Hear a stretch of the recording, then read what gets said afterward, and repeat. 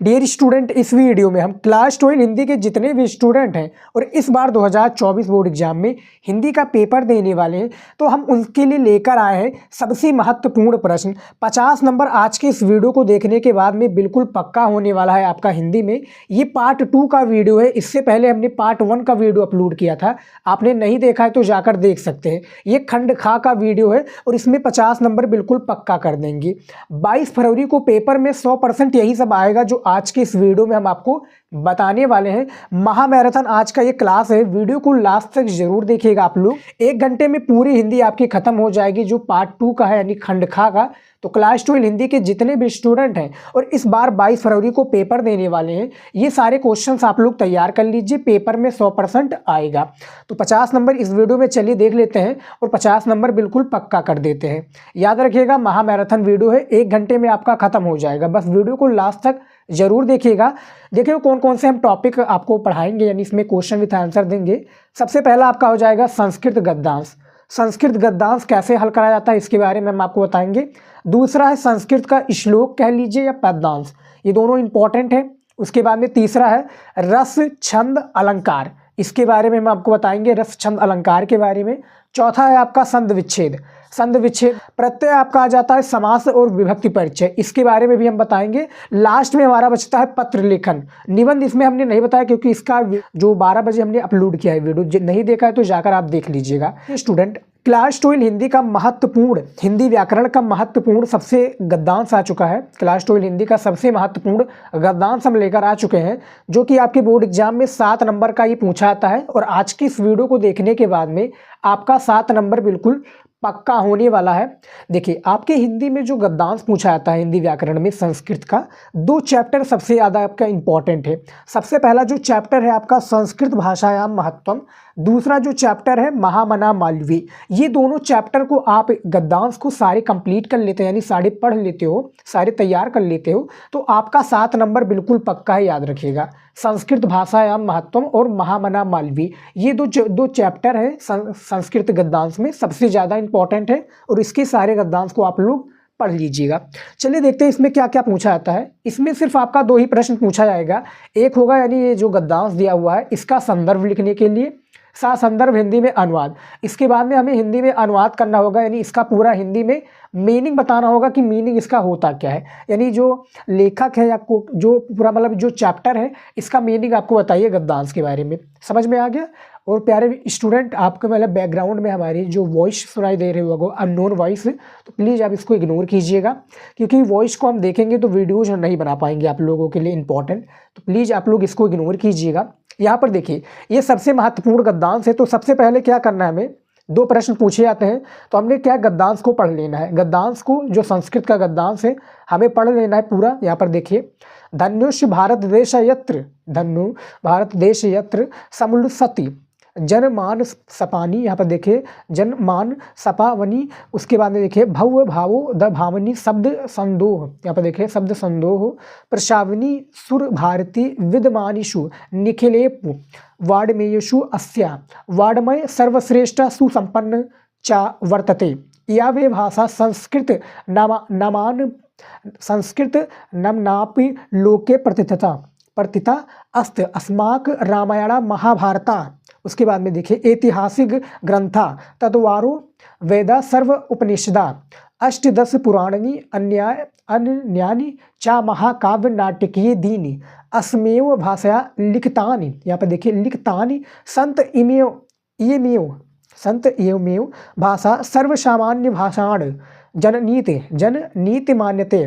फिर भाषा तत्व विद्रे संस्कृतश गौरव बहुविध ज्ञाना। उसके बाद में श्रस्तु व्यापकत्व चा न कदापि।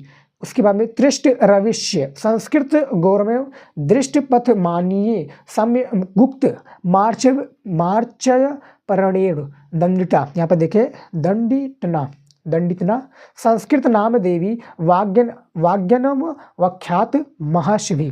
देखिए पढ़ने में थोड़ी दिक्कत होगी संस्कृत को गद्यांश को, तो इसमें देखिए हमने पढ़ लिया पूरा कंप्लीट, हमें चैप्टर का नाम पता चल गया। तो हमें करना क्या है, सबसे पहले हमें इसका जैसे बताया जाता है 7 नंबर का होता है आपका ये संस्कृत का गद्यांश, तो आपका 2 नंबर दिया जाता है संदर्भ लिखने के लिए, 2 नंबर दिया जाता है संदर्भ को लिखने के लिए। 5 नंबर जो दिया जाता है आपको हिंदी में मीनिंग बताने के लिए, यानी इसका व्याख्या करने के लिए। तो सबसे पहले चलिए देख लेते हैं जो चैप्टर से लिया गया है ये संस्कृत भाषायाम, वो हमने जो 2 चैप्टर आपको बताए हैं। सबसे फर्स्ट में आपका आता है संस्कृत भाषायाम महत्वम, दूसरा है महामना मालवीय। तो जो फर्स्ट चैप्टर है आपका संस्कृत भाषायाम महत्वम से हमने ये महत्वपूर्ण गद्यांश को लिया हुआ है संस्कृत का। तो सबसे पहले हमें करना क्या है, इसका हमें सबसे पहले संदर्भ लिखना है, जो कि संस्कृत में हमें लिखना है, याद रखिएगा। तो सबसे पहले हम इस तरह से हेडिंग डाल देंगे 1 नंबर, नहीं तो आप स्टार वाला भी लगा सकते हैं, क्योंकि इसमें कोई निर्धारित नहीं है कि आप 5 प्रश्न का उत्तर देना है। यहाँ पर हमें संदर्भ लिखना है इस तरह से, ये देखिए अलग अलग तरीका होता है संदर्भ को लिखने का, समझ में आ गया। अलग, जैसे हिंदी गद्य और पद्य में अलग तरीका होता है, हिंदी गद्य जो संस्कृत का मैं गद्यांश हल कर रहा हूँ इसमें भी अलग तरीका होता है, और जो श्लोक होता है उसमें भी अलग अलग तरीका होता है, याद रखिएगा। तो संदर्भ देखिए क्या है, प्रस्तुत गद्यांश हमारी पाठ्य पुस्तक, प्रस्तुत, देखिए राइटिंग में लिखना है प्रस्तुत गद्यांश हमारी पाठ्य पुस्तक। बैकग्राउंड में आपको काफ़ी वॉइस सुनाई दे रही होगी, तो प्लीज़ इसको इग्नोर कीजिएगा। हमारी पाठ्य पुस्तक,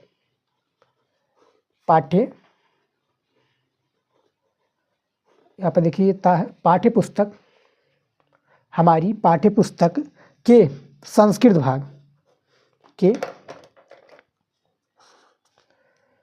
के संस्कृत भाग, यहाँ पर हमें ब्लैक पेन का यूज करना है, के संस्कृत भाग, समझ में आ गया, संस्कृत भाग के, फिर अब हमारे चैप्टर का नाम लिख देना जो कि हमने बताया संस्कृत भाषायाम महत्वम। इसको क्या है, कॉमा के अंदर कर देंगे, इस तरह से लिखेंगे संस्कृत, उसके बाद में भाषा, संस्कृत भाषायाम, देखिए राइटिंग में लिखिएगा संस्कृत भाषायाम महत्वम, यानी संस्कृत का किस तरह से महत्व है, संस्कृत भाषायाम महत्व, इस तरह से हमने लिख दिया, देख सकते हैं। भाषा में शीर्षक पाठ से उद्धृत है, शीर्षक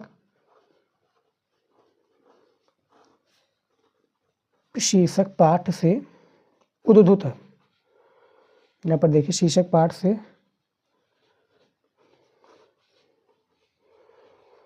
यहाँ पर देखिए संदर्भ को हमने लिख दिया कि संदर्भ कैसे, कि प्रस्तुत गद्यांश हमारी पाठ्य पुस्तक के संस्कृत भाग के संस्कृत भाषायाम महत्वम शीर्षक पाठ से क्या है, ये उद्धृत है, जो ये क्या है, जो संदर्भ है, संदर्भ को हमने लिख दिया। अब यहाँ पर 2 नंबर आपको मिल जाएगा एग्जामिनर के द्वारा, क्योंकि आपने संदर्भ को लिख दिया है।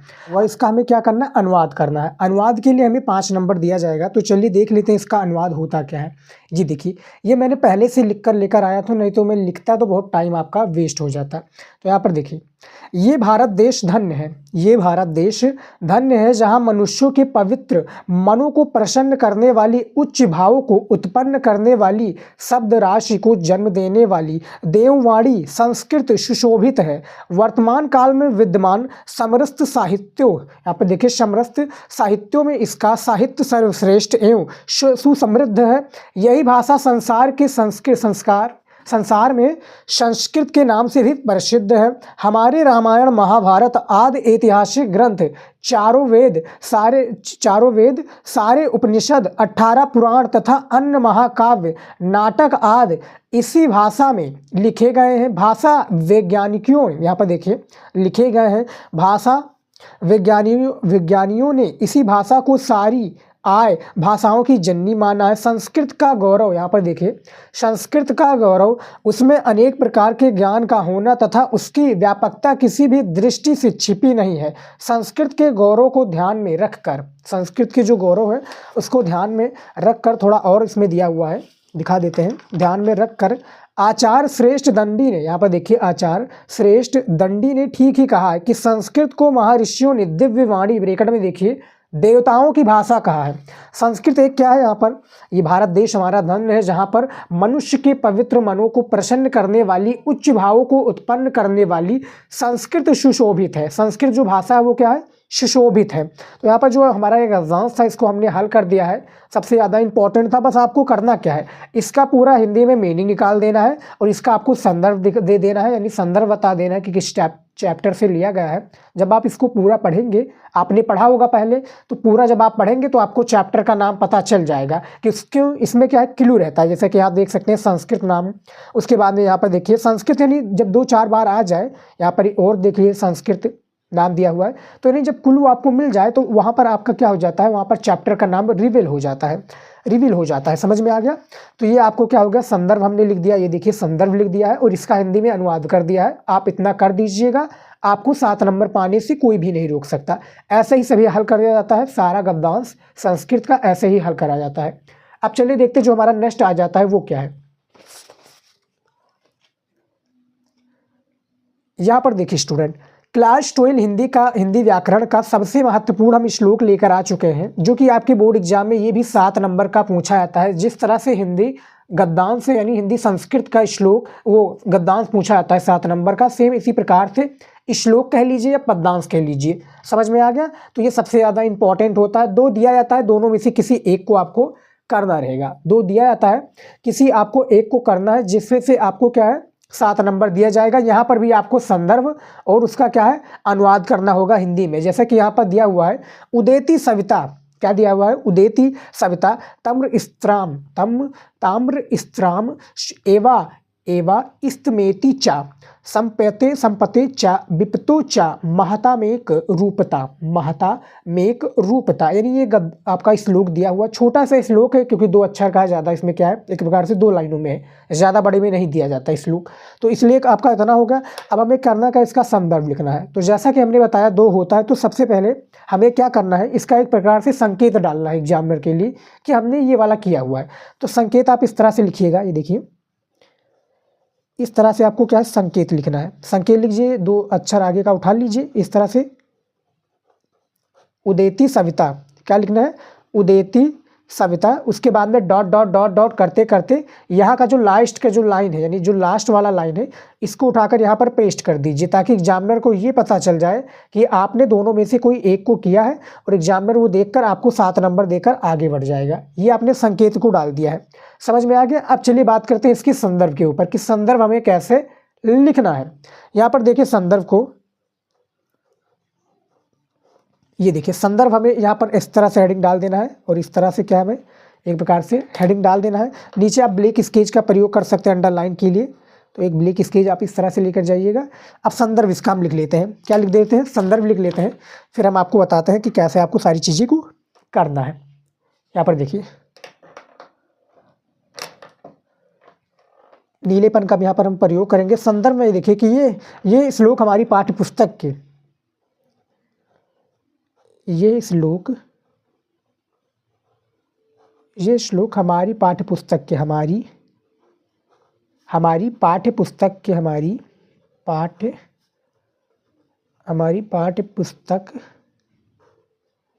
ये श्लोक हमारी पाठ्य पुस्तक के संस्कृत, यहाँ पर देखिए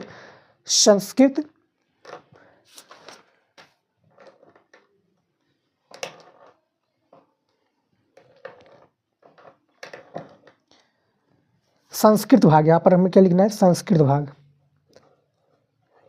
जिस तरह से हमने गद्यांश को हल किया था सेम इसी प्रकार से हमें इस श्लोक को भी हल करना है। संस्कृत भाग कॉमा के अंदर कर देंगे इस तरह से, में संकलित, संस्कृत भाग में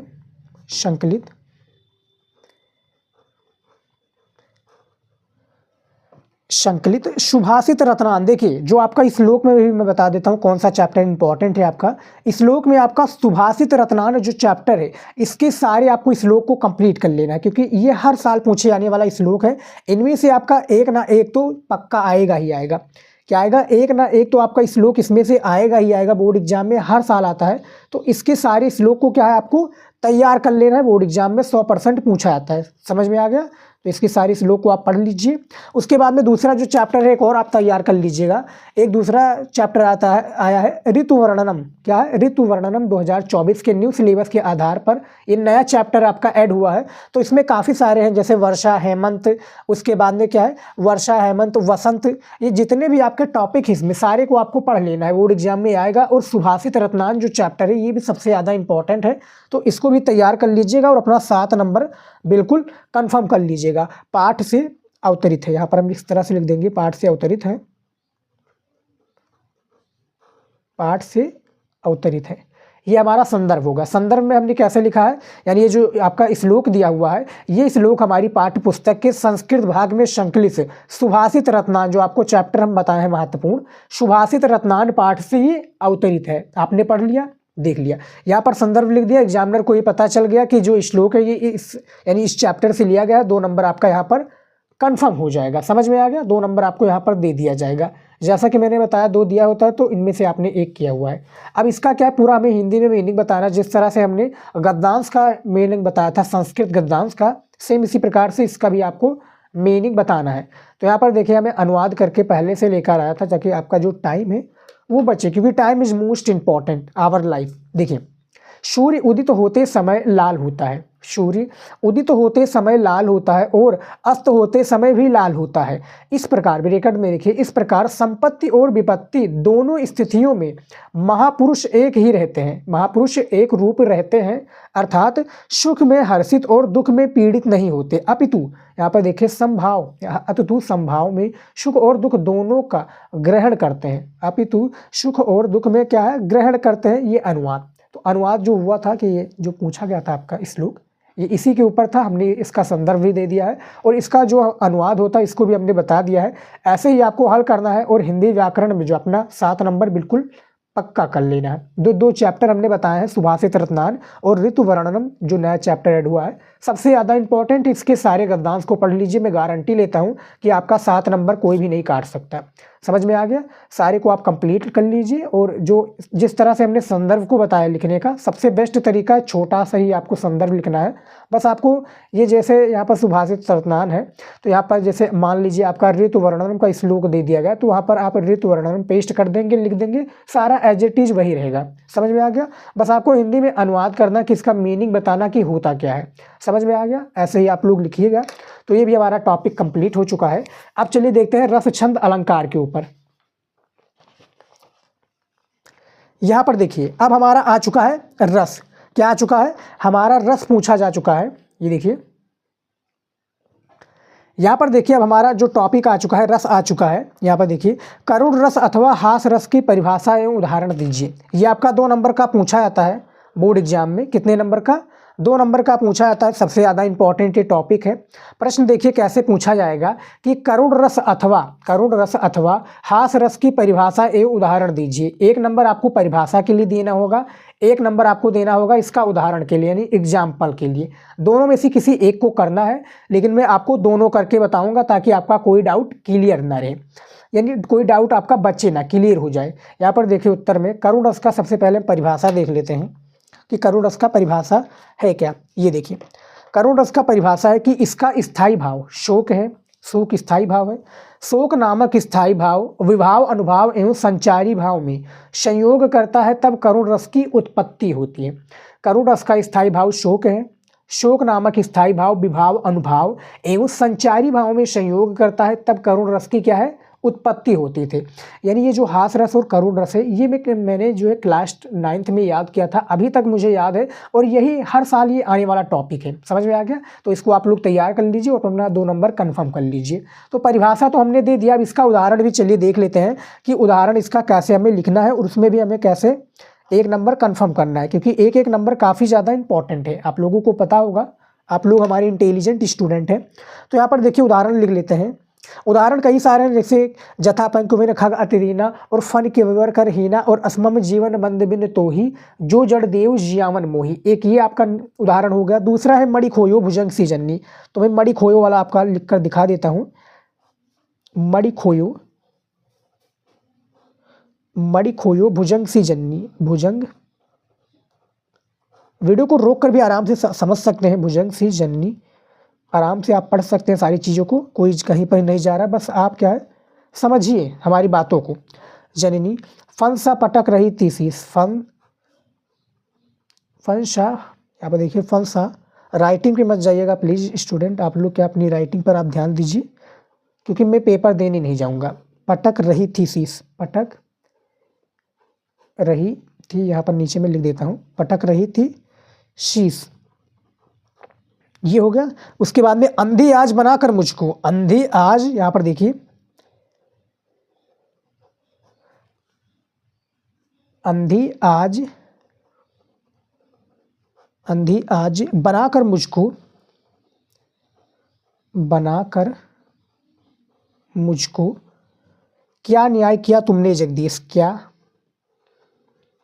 ये भी हमने क्या है क्लास 9 में याद किया था और अभी तक मुझे याद है। क्या न्याय किया तुमने जगदीश, क्या न्याय किया तुमने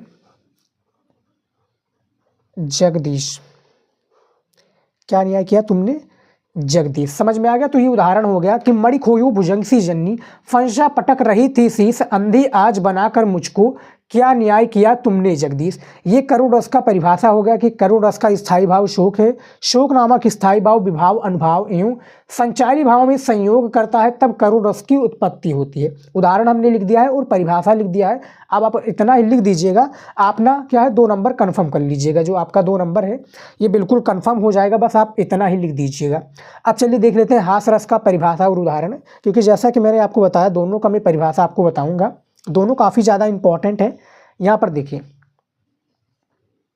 हास रस का परिभाषा देखिए, हास रस का दोनों में से हालांकि कोई एक पूछा जाएगा, जो आपको अच्छा लगे, जो आपको आता हो वो कर दीजिएगा बोर्ड एग्जाम में। देखिए इसका स्थायी भाव हास्य है, जब किसी वस्तु या व्यक्ति के विकृत आकार, वेशभूषा, वाणी, चेष्टा आदि से व्यक्ति को बरबस आदि से व्यक्ति को क्या है बरबस हंसी आ जाए, वहाँ हास्य क्या है हास्य रस होता है।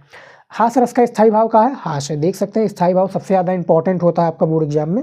और देखिए जो रस होता है ज़्यादा बड़े में होता नहीं, इसका आंसर आपको ज़्यादा मुश्किल भी नहीं लगेगा याद करने में, बस आप थोड़ा सा याद कर लीजिए। जैसा कि मैंने बताया, मैंने क्लास 9 में हमने याद किया था और अभी तक याद है, ये आप लोगों में भी काम आएगा जो 9th में याद किए होंगे। जो नहीं याद किए होंगे तो उनके लिए कोई बात नहीं है। अब हास्य रस का हमने परिभाषा दे दिया, तो उदाहरण भी चलिए देख लेते हैं कि इसका उदाहरण आप लोगों को कैसे लिखना है, क्योंकि उदाहरण सबसे ज़्यादा इंपॉर्टेंट होता है। 1 नंबर आपको परिभाषा का दिया जाता है, 1 नंबर उदाहरण के लिए दिया जाता है।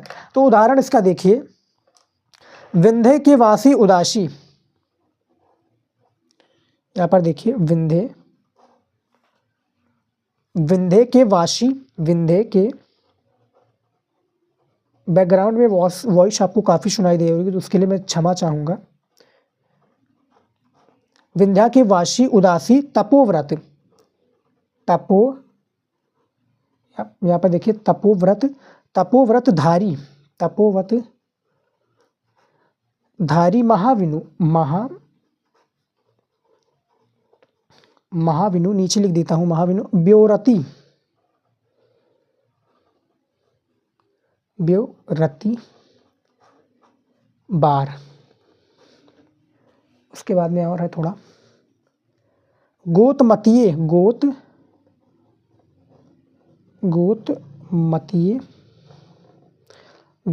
यहाँ पर तरी तुलसी, गोतमतीये तरी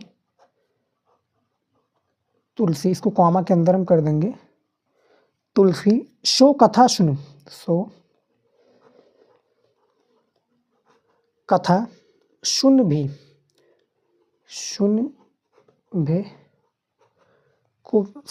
मुनि बुद्ध, मुनि यहाँ पर देखिए मुनि वृंद सुखारे, यानी इसका भी हमने उदाहरण दे दिया। आप देख सकते हैं कि विंध्य के वासी उदासी तपोव्रत धारी महाविनु ब्योरति बार, गोतमती तरी तुलसी सो कथा सुन भे मुनि वृंद सुखारे। यानी उदाहरण इसका होगा कि इसका स्थायी भाव, जहाँ पर देखिए इसका स्थायी भाव हास है, जब किसी वस्तु या व्यक्ति के विकृत आकार, यानी कोई विकृत आकार है, उसकी वेशभूषा, वाणी, चेष्टा आदि से व्यक्ति को बरबस हंसी आ जाए, उसी को क्या कहा जाता है हास अलंकार, या हास अलंकार नहीं सॉरी हास रस कहा जाता है। यहाँ पर अलंकार कहा जाएगा। हाँ, तो ये आपका हो जाएगा हास रस। समझ में आ गया। तो रस का परिभाषा और उदाहरण ऐसे ही आपको देना है। काफ़ी सारे रस ऐसे थे, लेकिन जो चर्चित आपका रस है बोर्ड एग्जाम में जो हर साल पूछा जाता है वो आपका करुण रस है और हास रस है। ये दोनों को आप लोग तैयार कर लीजिएगा, जो आएगा 2 नंबर आपका कंफर्म करके देकर जाएगा। समझ में आ गया। तो हमने रस के बारे में भी बता दिया है। अब चलिए देख लेते हैं जो हमारा नेक्स्ट है। यहाँ पर देखिए वो कौन कौन से अलंकार है। सबसे पहला जो अलंकार आपका आ जाता है वो रूपक अलंकार, सबसे ज़्यादा इंपॉर्टेंट है और आपके बोर्ड परीक्षा में हर साल पूछा जाता है। रूपक अलंकार का परिभाषा और उदाहरण पूछा जाएगा। यहाँ पर देखिए रूपक अलंकार का परिभाषा किस तरह से आपको लिखना है और किस तरह से आपको याद करना है। देखिए, जहाँ उपमेय में उपमान का काल्पनिक आभेद आरोपित किया जाए, यानी कोई काल्पनिक आभेद आरोपित किया जाए, वहाँ रूपक अलंकार होता है। वहाँ क्या होता है? रूपक अलंकार होता है। यहाँ पर देखिए बहुत ही सिंपल सा, इसमें कुछ करने की आपको आवश्यकता नहीं है। छोटा सा आपको क्या है पॉइंट याद कर रखना है कि जहाँ उपमेय में उपमान का काल्पनिक आभेद आरोपित होता है, यानी जो उपमेय और उपमान है इसमें जो काल्पनिक आभेद आरोपित होता है वहाँ पर क्या होता है? रूपक अलंकार होता है। ये परिभाषा हो गया, सिंपल सा परिभाषा, इसमें कुछ करने की आपको जरूरत नहीं है। 1 नंबर आपको दे दिया जाएगा परिभाषा के लिए। समझ में आ गया। 1 नंबर जो आपका परिभाषा के लिए दे दिया जाएगा। उसके बाद में देखिए उदाहरण सबसे ज़्यादा इंपॉर्टेंट होता है, चाहे जो भी आप अलंकार लिखे, छंद लिखिए या रस लिखिए। तो यहाँ पर देखिए इसका जो अलंकार का उदाहरण है रूपक अलंकार का, उदति उदयगिरी मंच पर रघुवर बाल पतंग और बिकसे संत सरोज सब हर्षे लोचन भृंग।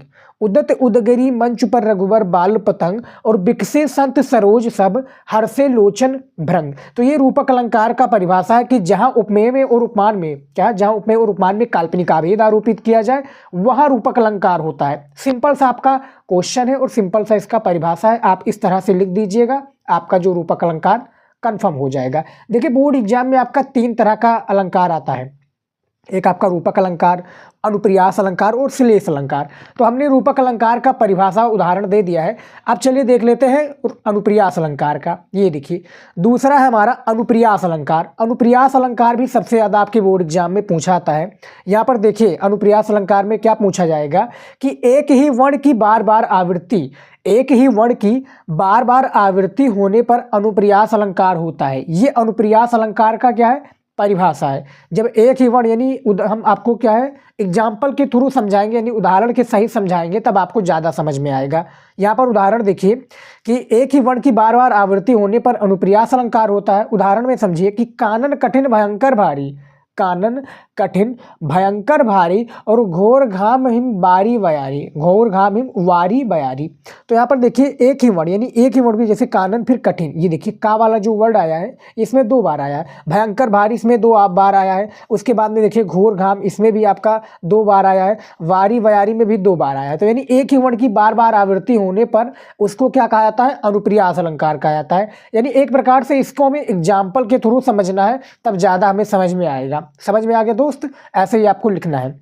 उसके बाद में देखिए तीसरा क्या है? तीसरा सबसे ज़्यादा आपका इंपॉर्टेंट अलंकार है श्लेष अलंकार।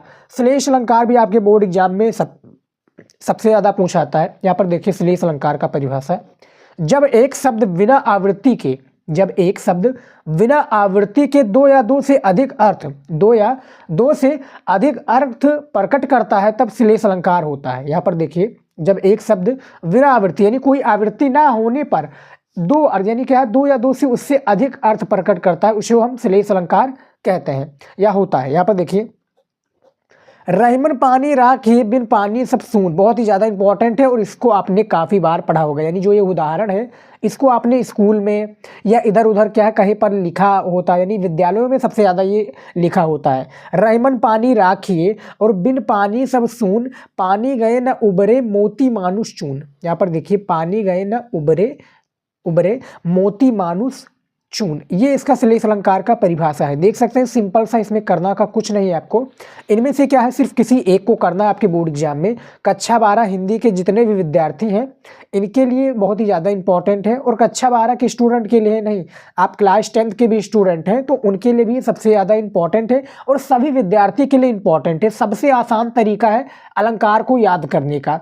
अलंकार आपका 2 प्रकार का होता है, तो 2 प्रकार के अलंकार में ये रूपक अलंकार, अनुप्रियास अलंकार, श्लेष अलंकार से भी ज़्यादा आते हैं। जैसे अलंकार में एक होता है 3 अलंकार श्लेष, यमक और उपमा अलंकार होता है शायद। उसके बाद में एक 6 अलंकार होता है। तो ये अलंकार के बारे में हमने बता दिया, जो कि रूपक अलंकार, अनुप्रियास अलंकार और इसलिए श्लेष अलंकार आपके बोर्ड एग्जाम में सबसे ज़्यादा पूछा जाता है। यहाँ पर देखिए, और इसको हमने क्लास 10th में याद किया था। मैं दोस्त आपको बता दूँ, क्लास 10th में जब पेपर था बोर्ड का, तो हमने इसको याद किया था और अभी तक मुझे याद है। तो बहुत ही आसान तरीका, इसमें कुछ करना नहीं है, बस आपको सिंपल सा पढ़ना है कि जहाँ उपमेय में उपमान का काल्पनिक अभेद आरोपित किया जाए वहाँ रूपक अलंकार होता है। परिभाषा के साथ में आपने बता दिया है, 1 नंबर आपको एग्जामिनर परिभाषा का देगा, 1 नंबर आपको उदाहरण का देगा। समझ में आ गया? तो उदाहरण भी आप देख सकते हैं कि इसको उदाहरण भी हमने याद किया था क्लास 10th में। उदति उदगरी मंच पर रघुवर बाल पतंग और विकसित संत सरोज सब हर्षे लोचन भ्रंग, ये हो गया। और अनुप्रियास अलंकार का भी देख सकते हैं कि कानन कठिन भयंकर भारी घोर घाम हिम वारी वयारी। श्लेष अलंकार में कि रहीमन पानी राखी बिन पानी सब सून और मोती गए न उबरे, मोती गए न उबरे मोती मानुष चून। नेक्स्ट टॉपिक आ चुका है, वो क्या है? चौपाई। चौपाई आ चुका है। देखिए, चौपाई सबसे ज़्यादा इंपॉर्टेंट है। अलंकार के बाद में हमारा चौपाई आता है। तो चौपाई देखिए क्या है, चौपाई छंद अथवा दोहा छंद। देखिए, चौपाई छंद अथवा दोहा छंद परिभाषा एवं उदाहरण दीजिए। ये भी आपका 2 नंबर का होता है। देखिए, रस छंद अलंकार 2-2 नंबर का सारे होता है, 6 नंबर का टॉपिक है। इसमें एक डेडिकेटेड वीडियो हमने बताया है, यानी वो तीनों टॉपिक आपको एक वीडियो में मिल जाएगा। देखना चाहते हैं तो वीडियो मिल जाएगा आपको चैनल पर, नहीं तो मैंने पूरा कंप्लीट आपको इससे बता देता हूँ, सारी चीज़ें आप समझ सकते हैं। तो चौपाई छंद, दोहा छंद यानी अथवा लगा, दोनों में से किसी एक को आपको करना है। जो आपको अच्छा लगे, जो आपको क्या है सहज लगे, जो आपको अच्छा लगे वो आप कर लीजिएगा, अपना 2 नंबर कंफर्म कर लीजिएगा। उदाहरण में देखिए, सबसे पहले हम चौपाई का परिभाषा और उदाहरण बताएंगे। यहाँ पर भी आपको 1 नंबर परिभाषा का, 1 नंबर आपको उदाहरण का दिया जाएगा। यहाँ पर देखिए, चौपाई में, चौपाई छंद में 4 चरण होते हैं। इसके प्रत्येक चरण में 16-16 मात्राएं तथा अंत में 2 गुरु वर्ण होते हैं। देखिए, परिभाषा जो होता है वो उदाहरण के ऊपर बेस्ड होता है। उदाहरण जैसा रहेगा सेम उसी प्रकार से आपका चौपाई में परिभाषा भी रहेगा। जैसा कि यहाँ पर बताया गया है कि चौपाई छंद में 4-4 चरण होते हैं। चौपाई छंद में 4 चरण होते हैं और इसमें प्रत्येक चरण में 16-16 मात्राएं होती हैं। तो मैं सीधा आपको एग्जाम्पल के थ्रू समझाने के प्रयास करूंगा ताकि आपको आसान से समझ में आ जाए। ये देखिए, उदाहरण है कि शिशु सब राम प्रेम बस जाने। उदाहरण देखिए कि शिशु सब राम प्रेम बस जाने, प्रीत समेत निकेत बखाने और निज निज रुचि सब ले ही बुलाई, सहित स्नेह राम 2 भाई। सहित स्नेह राम 2 भाई। तो इसमें देखिए 4 चरण है। ये 1 चरण, 2, 3, 4। यहाँ पर देखिए, इसके प्रत्येक चरण में क्या है, इसके छंद में 4 चरण होते हैं। इसके प्रत्येक में 16-16 मात्राएं होती हैं। तो मैं पहले मात्रा लगा लेता हूँ ताकि आपका कोई डाउट बचे ना। यहाँ पर देखिए, कोई डाउट रह ना जाए। मात्रा लगाकर मैं आपको समझाता हूँ कि इसके कैसे वो होते हैं।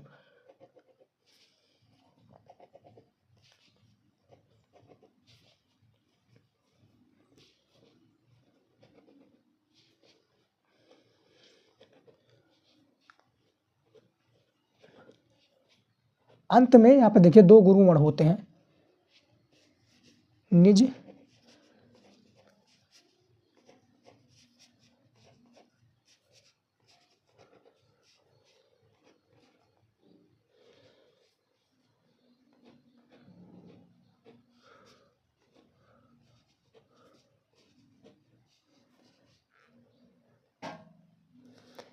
राम 2 भाई।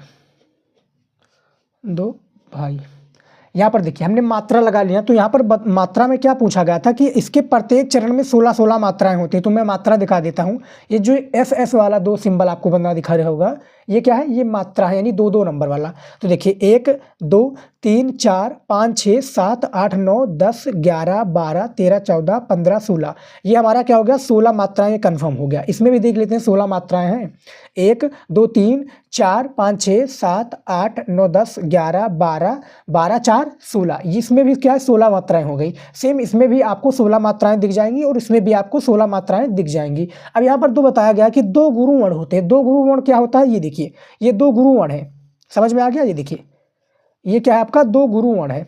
यहाँ पर देख सकते हैं जो लास्ट में दो SS वाला सिंबल बना है, ये दो गुरुवर्ण होते हैं। समझ में आ गया। तो इसमें क्या है, हमें परिभाषा जो होता है उदाहरण के साथ में हमें समझना होता है। जो उदाहरण दिया होता है सेम उसी प्रकार से चौपाई होता है। तो इसके चौपाई छंद में 4 चरण होते हैं। इसके प्रत्येक चरण में 16-16 मात्राएं होती हैं। हमने पूरा मात्रा लगाकर दिखा दिया है, उदाहरण भी बता दिया है। उदाहरण के साथ में आप समझाएंगे ऐसे एग्जाम्पल के साथ में, तो आपका 2 नंबर कन्फर्म हो जाएगा एग्जामिनर के द्वारा।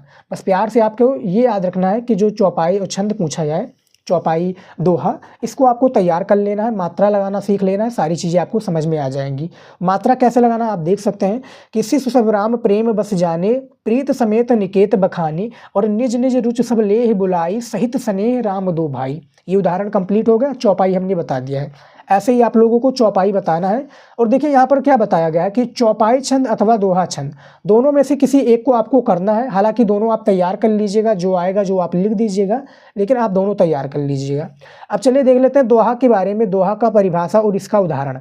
ये देखिए दोहा पर भी आपका सबसे ज़्यादा इंपॉर्टेंट है, 2 नंबर का ये भी आपका पूछा जाएगा, दोनों में से किसी एक को पूछा जाएगा। तो दोहा देखिए, दोहे के पहले और तीसरे में, यहाँ पर देखिए दोहे के पहले और तीसरे विषम चरणों में, जो विषम चरणों में 13-13 मात्राएं और दूसरे तथा चौथे सम चरणों में 11-11 मात्राएं होती हैं। सम चरणों के अंत में क्या है, वर्ण, गुरु और लघु होते हैं। तो यहाँ पर पहले आप समझ लीजिए, पहले जो परिभाषा दिया हुआ है दोहा का, ये सबसे पहले समझ लीजिए, फिर हमें उदाहरण के साथ में बढ़ते हैं। तो उदाहरण पहले सबसे पहले इसको क्या पढ़ते हैं, देखिए, मेरी भव बाधा हरो, राधा नगार सोई, और जा तन की झाई परे, श्यामु हरित दुत हुई। उदाहरण देखिए जो दोहा में दिया हुआ है, इसका क्या हमें मात्रा लगा लेते हैं, फिर आपको सारी चीजें बताए हैं। मेरी भव बाधा हरो,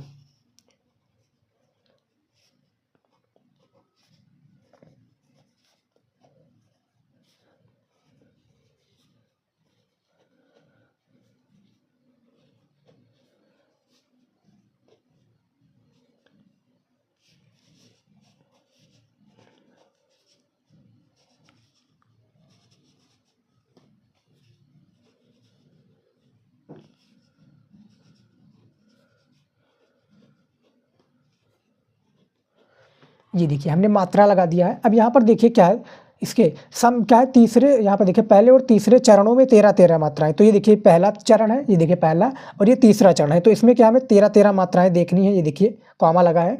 तो यहाँ पर देखिए जैसा कि हमने बताया आपको चौपाई में 2 है, तो देखिए 2 2 4 और 4 2 6 6 2 8 8 2 10 10 11 11 12 13, ये हमारा 13 मात्राएं इसमें कंप्लीट हो चुकी हैं।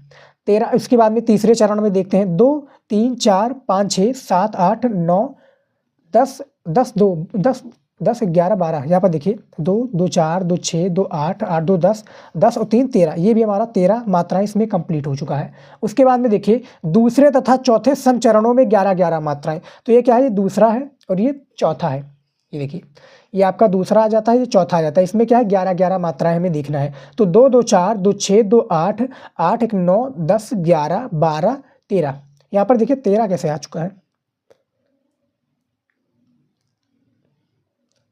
ये देखिए सॉरी, देखिए 2 2 4 2 6 2 8 8 9 10 11, ये देखिए 11 मात्राएं इसमें भी हो गई। आराम से आप वीडियो को रोक कर भी देख सकते हैं। उसके बाद में देखिए 2 2 4 4 5 6 7 8 9 10 11, इसमें भी 11, यानी क्या है, पहले और तीसरे चरण में 13-13 मात्राएं, दूसरे और चौथे चरण में 11-11 मात्राएं होंगी, और सम चरणों में अंत में क्या है, गुरु और क्या है, लघु होंगे। यहाँ पर जैसा कि आप देख सकते हैं पूरा हमने दोहा और उदाहरण बता दिया। बस आपको मात्रा लगाना सीख लेना है, कैसे हमने मात्रा लगाया है, मात्रा लगाना है। और जो आपका दोहा और छंद होता है, यानी जो चौपाई छंद दोहा छंद होता है, इसमें सबसे ज़्यादा जो इम्पोर्टेंट होता है वो आपका मात्रा होता है। मात्रा जो उदाहरण होगा, उदाहरण के थ्रू ही आप एग्जाम्पल दे पाएंगे और उसका परिभाषा लिख पाएंगे। जैसा आपका परिभाषा होगा सेम उसी प्रकार से उदाहरण भी देना होगा। तो ये देखिए हमने चौपाई यानी जो छंद था, जो छंद पूछा गया था, इसको भी हमने बता दिया। 2 नंबर यहाँ पर भी आप अपना कंफर्म कर लीजिएगा। 2 नंबर आपको फिक्स है, मिलना कोई भी नहीं काट सकता, 2 नंबर आपका कंफर्म है। समझ में आ गया। तो ऐसे ही आपको क्या है, चौपाई छंद के बारे में भी बताना है। अब चलिए देख लेते हैं जो हमारा नेक्स्ट टॉपिक आ जाता है, संध विच्छेद। यहाँ पर देखिए अब हमारा संध विच्छेद आ चुका है। ये भी आपके बोर्ड एग्जाम में पूछा जाता है। 3 प्रश्न होता है जो कि ऑब्जेक्टिव के क्वेश्चन में पूछा जाएगा, यानी ऑब्जेक्टिव के फॉर्म में एक क्वेश्चन पूछा जाता है आपका। कौन सा? संधि विच्छेद। प्रत्येक प्रश्न आपका 1 नंबर का होता है, तो 3 नंबर यहाँ पर भी आपका कन्फर्म हो जाएगा। संधि विच्छेद, प्रत्यय, समास विग्रह, विभक्ति परिचय। हम आपको ये एक माने संधि विच्छेद आपको 4 प्रश्न बताने वाले हैं जो कि इम्पॉर्टेंट है। यहाँ पर देखिए सबसे पहला जो प्रश्न है संधि विच्छेद का, नायिका का संधि विच्छेद है। नायिका का संधि विच्छेद क्या होगा? ऑप्शंस में आप देख सकते हैं। आपको पता है इसका आंसर तो कमेंट में ज़रूर बताइएगा, नहीं पता है मैं तो बताऊंगा ही। तो देखिए नायिका का जो संधि विच्छेद होगा, सही संधि विच्छेद क्या होगा ये आपको बताना है। ना धन इका, ना ई प्लस इका, या ने धन इका, या ना प्लस आई का। तो इसका सही संधि विच्छेद क्या हो जाएगा?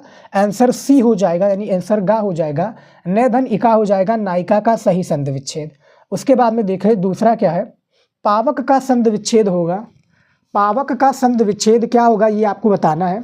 4 आपके पास विकल्प है, पो धन अका, या पाव धन अका, या पो धन अका, या पा प्लस अका।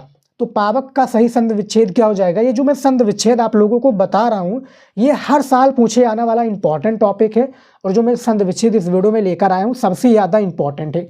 आपके बुक और आपके क्वेश्चन बैंक में सबसे ज़्यादा दिया होता है, तो इसको तैयार कर लीजिए और अपना जो 3 नंबर है वो कन्फर्म कर लीजिए। काफ़ी जो हमारे स्टूडेंट हैं वो सोचते हैं कि सर जो ऑब्जेक्टिव क्वेश्चन है, जो 1-1, 2-2 नंबर वाला क्वेश्चन है मैं छोड़ दूं। देखिए छोड़ना आपको नहीं है, बिल्कुल भी मत छोड़िएगा, क्योंकि ये आपका क्या है एक प्रकार से बेवकूफ़ी है छोड़ना। छोड़िए, एक भी प्रश्न नहीं, आपको नहीं आ रहा तो बाद में कर लीजिएगा, यानी लास्ट में आप कर लीजिएगा, लेकिन एक भी क्वेश्चन को छोड़िएगा मत, क्योंकि 1-1 नंबर आपके बोर्ड में क्या है पास और फेल का वो डिसाइड कर सकता है एक प्रकार से डिफरेंस। तो 1-1 नंबर काफ़ी ज़्यादा इंपॉर्टेंट है। पावक का जो सही संधि विच्छेद होगा, दूसरे का आपका का हो जाएगा, पो धन अका हो जाएगा सही संधि विच्छेद पावक का। समझ में आ गया? चलिए देखते हैं अगला। देखिए तीसरा है निछल्लम का संधि विच्छेद होगा। निछल्लम में इसका संधि विच्छेद क्या होगा ये बताना है। तीसरा क्वेश्चन है हमारा। यहाँ पर ऑप्शंस में देखिए 4 आपके पास ऑप्शंस हैं, बताइए कौन सा हो जाएगा। तो इनमें से जो तीसरे का गा हो जाएगा यानी सी हो जाएगा। नी यहाँ पर देखिए निस प्लस छल्लम हो जाएगा, निश्छल्लम का सही संधि विच्छेद। 1 नंबर यहाँ पर कंफर्म हो जाएगा। 1-1 नंबर बहुत ही ज़्यादा इंपॉर्टेंट है, और मैंने एक डेडिकेटेड वीडियो बनाया हुआ है संधि विच्छेद से रिलेटेड। नहीं देखा है तो जाकर देख लीजिए, जो हर साल पूछे आने वाला है रिपीटेड संधि विच्छेद, उसमें हमने बताए हैं, तो जाकर तैयार कर लीजिएगा। और ये भी संधि विच्छेद इंपॉर्टेंट है। चौथा देखिए क्या है, तद प्लस टीका की संधि विच्छेद होगी। तद यहाँ पर देखिए तत् प्लस टीका की संधि विच्छेद क्या होगा? तदाटिका, तटटिका, या तचिष्ठका, या तत् प्लस टीका। बताइए क्या हो जाएगा, कमेंट में ज़रूर बताइएगा यदि आप लोगों को पता है।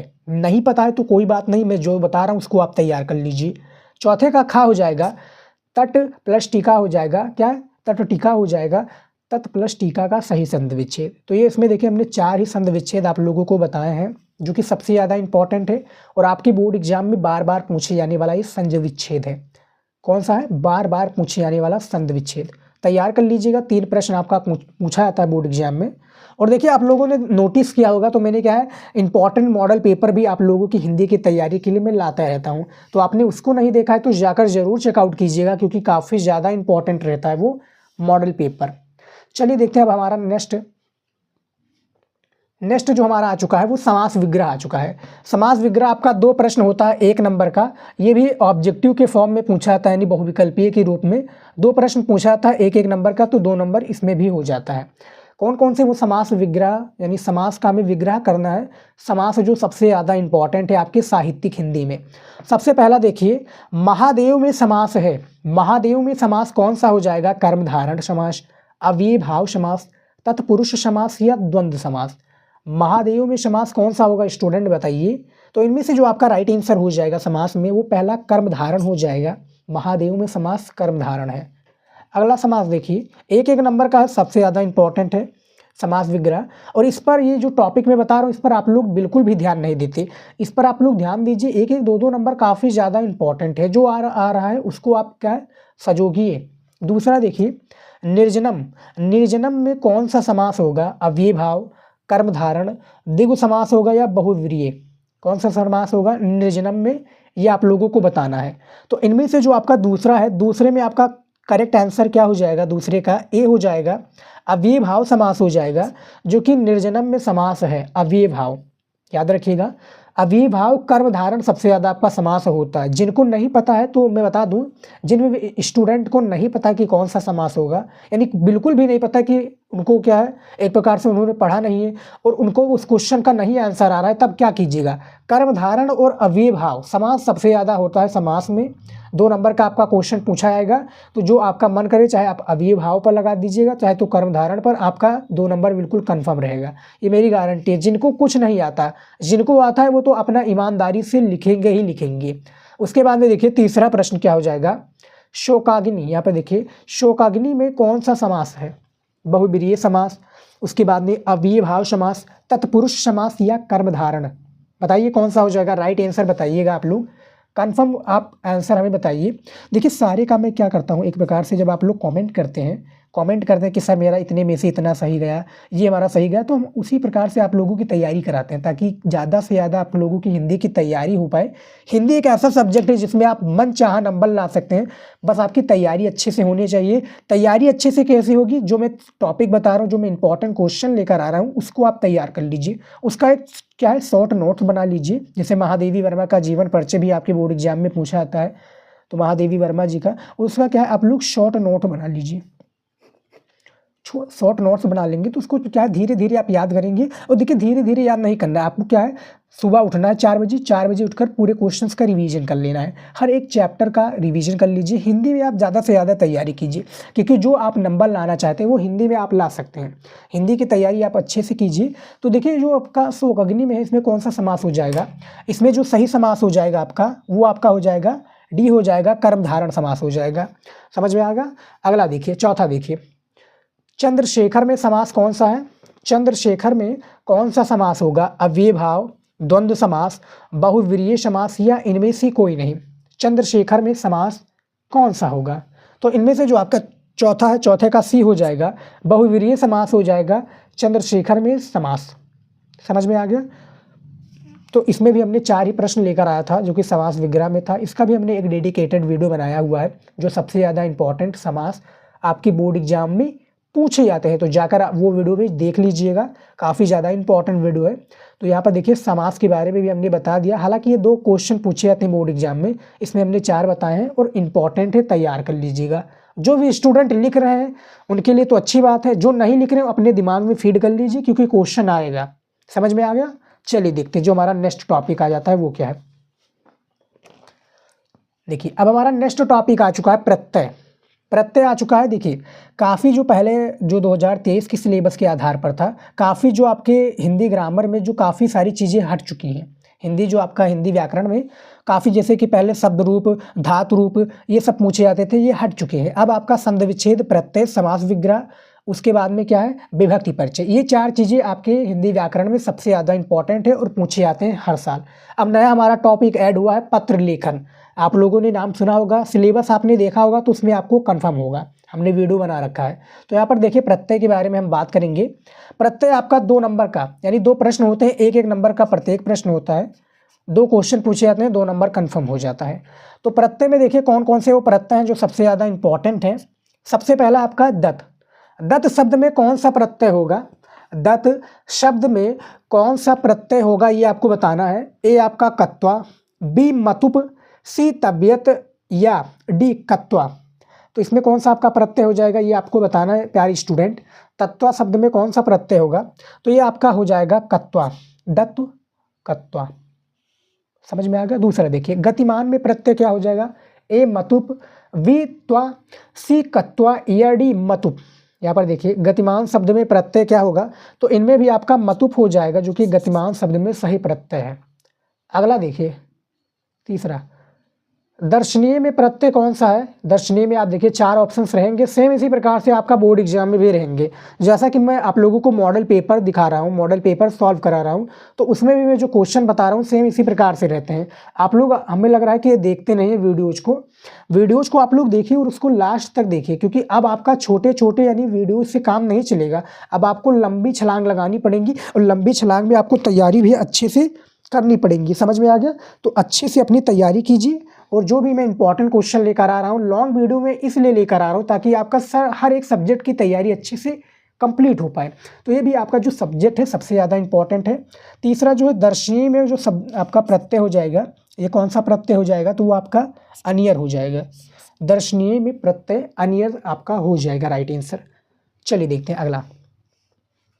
चौथा देखिए, लघुत्तम में प्रत्यय कौन सा हो जाएगा, जो लघुत्तम है इसमें प्रत्यय क्या हो जाएगा, ए त्वा या वी तल या सी कत्वा या डी कत्व। तो लघुत्तम में प्रत्यय के बारे में बताना है।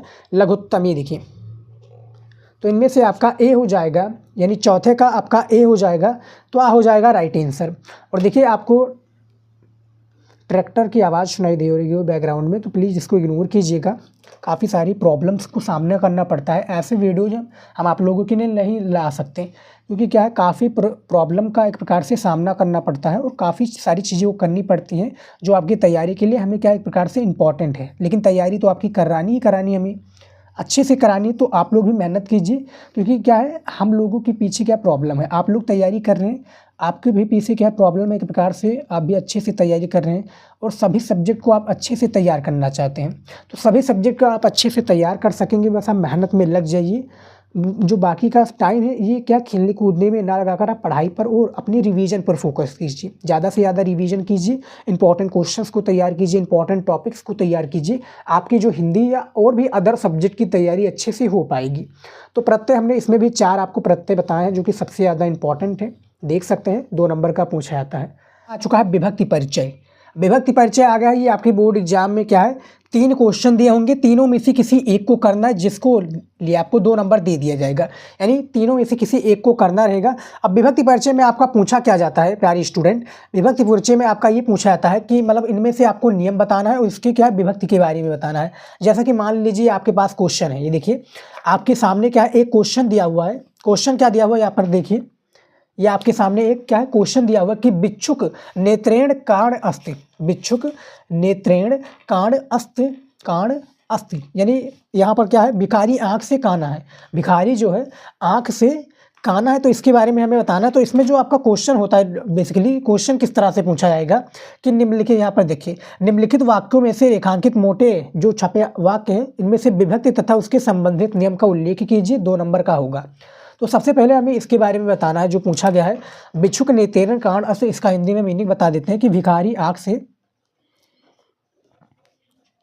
पर देखिए भिखारी आँख से काना है, भिखारी यहाँ पर देखिए भिखारी आँख से काना है, ये संस्कृत में लिखा है, इसको हमने हिंदी में लिख दिया।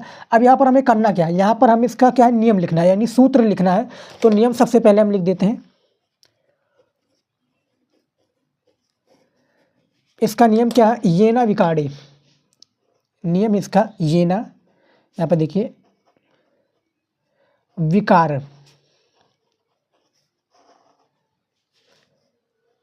ये देखिए ये ना विकारे, ये इसका नियम हो गया। अब इसका क्या है विभक्ति भी देख लेते हैं। विभक्ति भी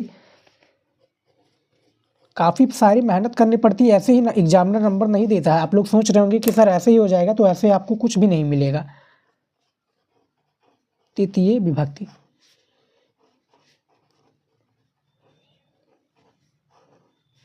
तृतीय विभक्ति होगा भिक्षुक नेत्रेण काण अस्ति, विभक्ति हमने दे दिया तृतीय विभक्ति, नियम लिख दिया और उसके बाद में हिंदी में मीनिंग। जब आप इतना लिखेंगे तब जाकर आपको 2 नंबर एग्जामिनर देगा। समझ में आ गया, जब आप इतना पूरा कंप्लीट कर देंगे 2 नंबर आपका कंफर्म हो जाएगा। ये लिख दिया। ऐसे ही हमने एक और लेकर आए हूँ क्वेश्चन, मंजरी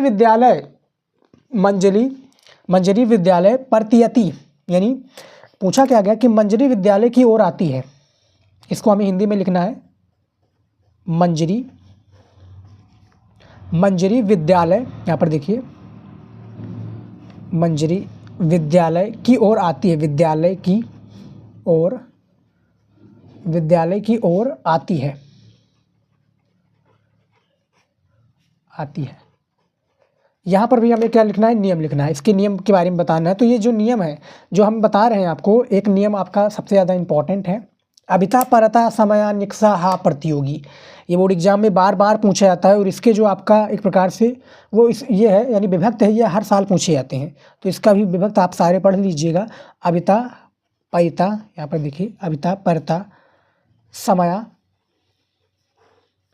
समया निक्सा, एक प्रकार से इसका सूत्र है समया निक्सा हा प्रतियोगी, हा प्रतियोगी,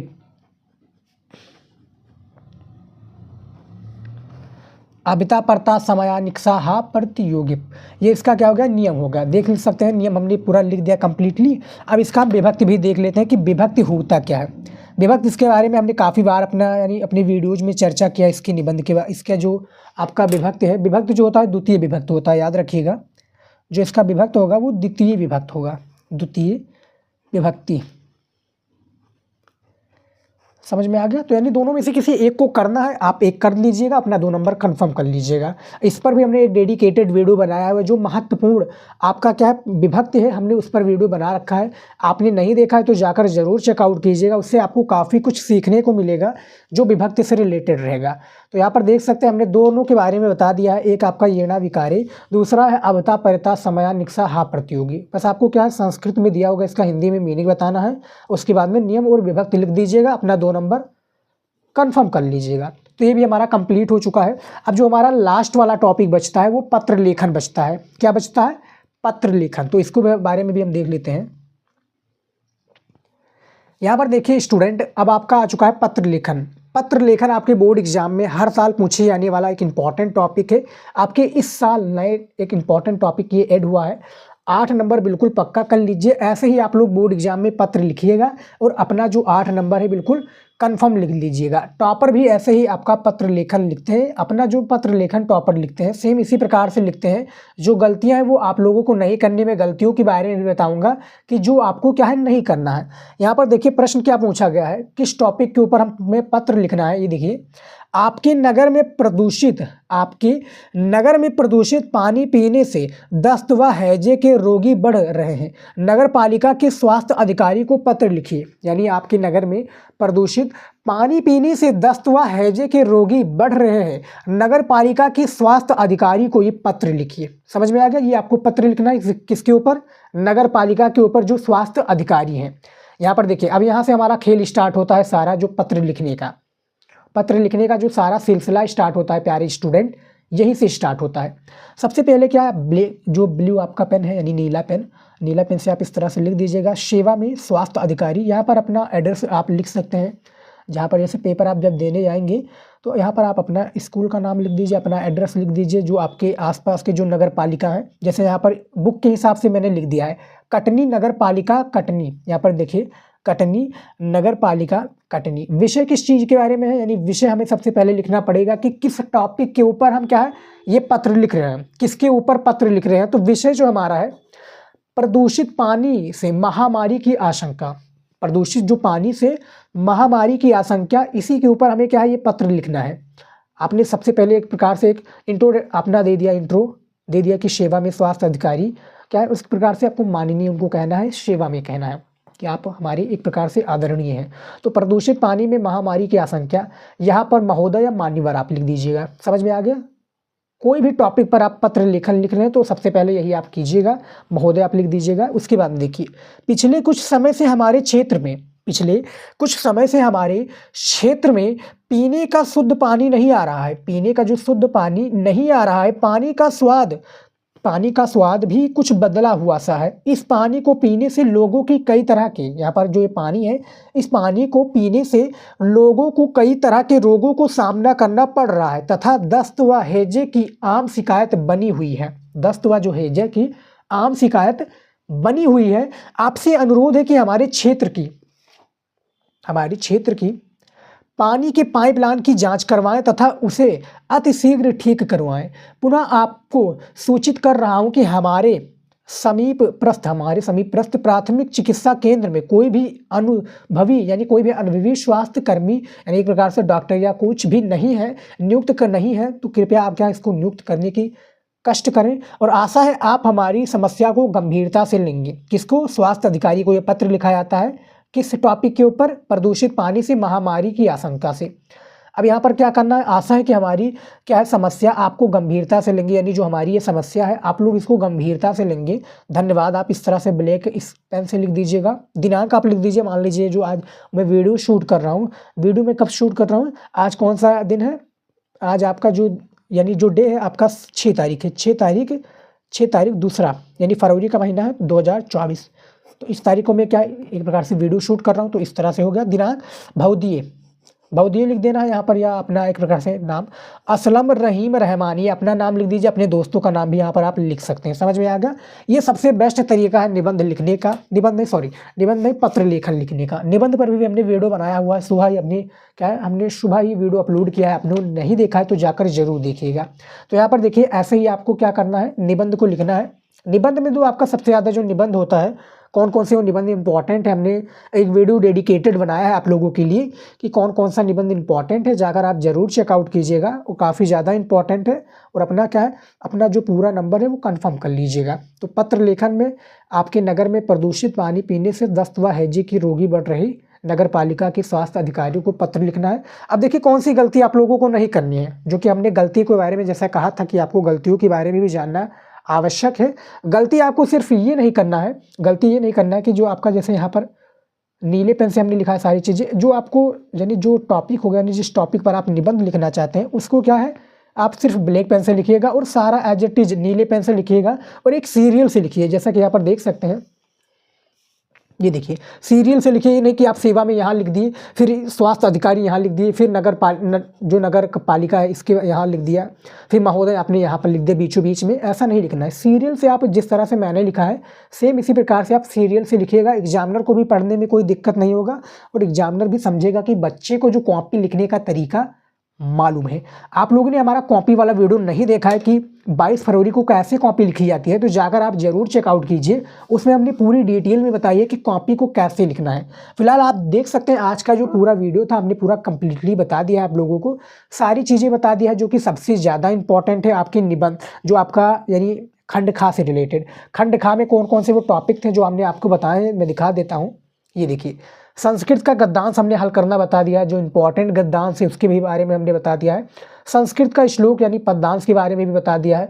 संस्कृत में उसके बाद में रस छंद अलंकार के बारे में 2-2 नंबर का ये टॉपिक पूछा था, इसके बारे में बता दिया। संध विच्छेद के बारे में बता दिया है। प्रत्यय के बारे में, समास विग्रह, विभक्ति परिचय, पत्र लेखन। इसमें सिर्फ हमने किसके बारे में नहीं बताया है, निबंध के बारे में। निबंध के बारे में हमने सिर्फ नहीं बताया, निबंध वाला हमने वीडियो अभी सुबह अपलोड किया है, आप जाकर जरूर देखिएगा। कॉपी में कैसे निबंध लिखा जाता है उस पर वीडियो। तो फिलहाल आज का जो वीडियो था 1 घंटे का लगभग वीडियो था, काफ़ी ज़्यादा लंबा वीडियो हो गया है। तो फिलहाल आज के इस वीडियो को यही खत्म